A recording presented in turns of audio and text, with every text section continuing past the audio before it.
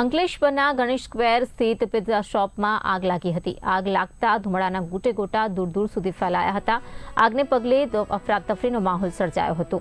ડીપીએમસીના 3 tender જ્યાં fire ટેન્ડરોએ તાત્કાલિક પહોંચીને આગ પર કાબૂ મેળવ્યો।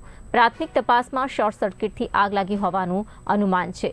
આખી ઘટનામાં સદનસીબ બાબત કે જાનહાનિ ટળી છે। સમયસર કાર્યવાહીથી મોટી દુર્ઘટના ટળી હતી।